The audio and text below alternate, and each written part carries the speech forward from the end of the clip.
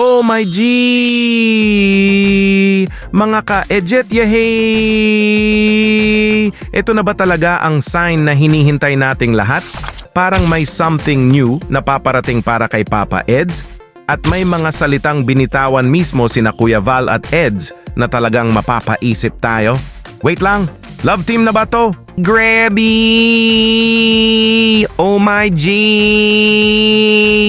Kaya mga ka-Edjet, samahan ninyo ako hanggang dulo dahil pag-uusapan natin ang mga pahayag na ito at kayo mismo ang huhusga kung ano ang ibig sabihin ng bagong kabanata na sinasabi nila, Grabby! Yehey! Pero bago tayo magsimula, isang malaking shoutout at saludo muna kina Kuya Val at Kuya Rab sa walang sawang paghatid ng tulong, suporta at good vibes sa mga taong kanilang natutulungan. Yehey! Alam ko, mga ka-Edjet, marami sa inyo ang matagal nang naghihintay kung may possibility ba talaga na magkaroon ng bagong love team para kay Papa Eds. At ngayon may interesting na pahayag si Kuya Val sa kanyang live stream. Ayon nga kay Kuya, marami na raw love team sa Kalingap ang natapos o nahinto. Pero pagdating kay Eds at sa possibility ng Edjet, parang may malaking abangan natin moment. Oh my G! Nawala ang EDC. Maraming nawalang love team din. Maraming mga nawala. Ewan ko lang Egypt. Egypt. Kung tuloy. Oh my G! At sabi rin ni Kuya Val, nasa tamang edad na raw si Eds para isipin na rin ang pag-aasawa. Wow. Binanggit pa niya na noong 27 years old siya ay nag-asawa na siya. Kasi dapat kay Ido po ay mag-asawa na. Ilang taon na si Ido? 32 na ba si Ido? Tanda na yun.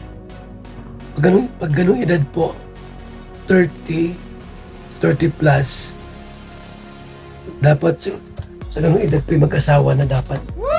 Ganung edad, 30 plus, dapat mag-asawa na yan. Nag-asawa ko, 27 na nga ako nag-asawa eh. 27 years old.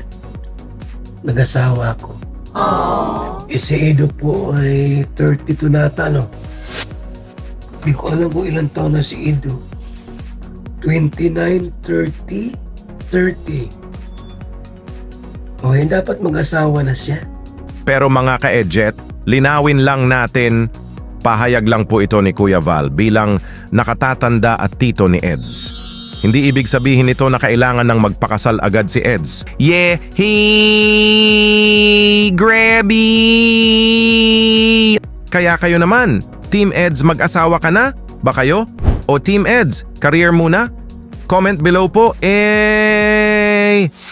Habang nagla-live si Kuya Val, may nabasa siyang comment na, Edjet waiting? Hala, oy! Grabby! Mukhang hindi talaga nawawala ang mga supporters na gustong makita si Papa Eds na magkaroon ulit ng leading lady. Oh my G! At ngayon, si Bridget ang isa sa mga pangalan na madalas nating nakikitang binabanggit ng supporters. Egypt, waiting Egypt. Diyos ko po. At dito naging interesting ang usapan. May nag-comment tungkol sa edad ni Bridget at nagkaroon ng iba't ibang sagot mula sa viewers. At sinabi naman ni Kuya Val na okay lang daw ang 10-year age gap. Kumbaga depende sa sitwasyon. Ilang taon na si Bridget? Mga kalingap. Ilang taon na po si Bridget? Alam niyo ilang taon na? Na 90 na daw. 20 plus na ata yan. 21 na oh. 21 na nga si Bridget. 10 years gap. Pwede na. 10 years gap. Yehey! Grabby! Pero mga ka-Edjet, reaction lang natin ito ha. Hindi natin sasabihin na ibig sabihin nun ay official ng boto si Kuya Val sa Edjet. Kayo ang mag-interpret. Sa tingin ninyo, simpleng opinion lang ba iyon ni Kuya Val o may possibility kaya na gusto rin niyang makita si Bridget bilang ka-love team ni Edu? Comment down below. Po let's G! Edjet, yes, kung gusto ninyong makita sila. Yehey! Dahil hindi lang si Kuya Val ang nagsalita, si Eds din mismo. Sa isang vlog nakausap ni Eds si Sir Olives at nabanggit ang tungkol sa isang bagong kabanata. Ayan na! Ready ka na ngayon na harapin kung ano yung maaaring magiging future mo ngayon. Ready ako sa lahat. Ready ka na sa lahat. So, handang-handa ka na talaga. Always. Yan ang gusto ko sa'yo. Always ready. Kasi, may ano ngayon may bagong kabanatang yung career. Kumbaga, handa ka na ba doon? New chapter, mga ganon. Yes, handa ka na doon. Maging ready. Malay mo, mag-prosper, di ba? Di ko lang alam. Hindi, ang sabi ko, malay mo lang. Malay lang. Hindi ko naman sinabi, Yehey! Grabby! Mga ka-Edjet, ano ang bagong kabanata? Love team? Career? Something new? O baka naman ibang chapter talaga sa buhay ni Eds? Kayo ang mag-comment po!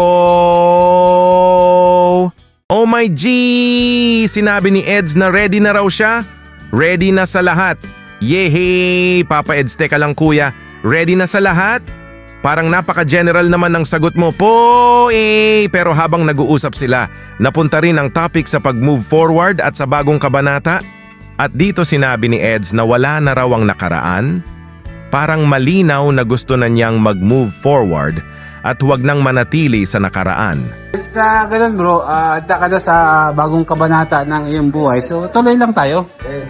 Huwag tayong magpakulong sa nakaraan. Ay, oo, tama kuya. Isa yan sa mahirap kapag nakatingin ka lang sa lahat ng past mo. Kasi hindi mo binibitawan. Wala na mangyayari sa Wala buhay na, mo. parang doon ka na lang eh. Stagnant ka na talaga. Stagnant ka na. At honestly mga ka-Edjet, maganda rin naman yon. Kasi minsan sa buhay, kailangan talaga nating matutong magsara ng isang chapter para makapagbukas ng panibago. Sinabi rin ni Eds na kumbaga habang single pa siya, gusto niyang i-maximize ang kanyang career. At naiintindihan naman natin iyon. Dahil kapag dumating ang panahon na magkaroon na siya ng sariling pamilya, syempre magbabago rin ang priorities niya. Kaya habang nandyan pa ang opportunity, go Papa Eds! Career mode, let's G!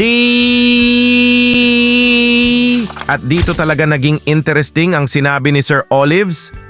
Parang ang dating, napalaya mo na ang nasa puso mo sa nakaraan. Ngayon, move forward ka na sa bagong kabanata. Ngayon, at least kahit na parang ma-maximize ko yung aking career. Oo, Kasi baka susunod mag-asawa na ako, layo na. Yun! wala na ako sa vlogging, mahirap na.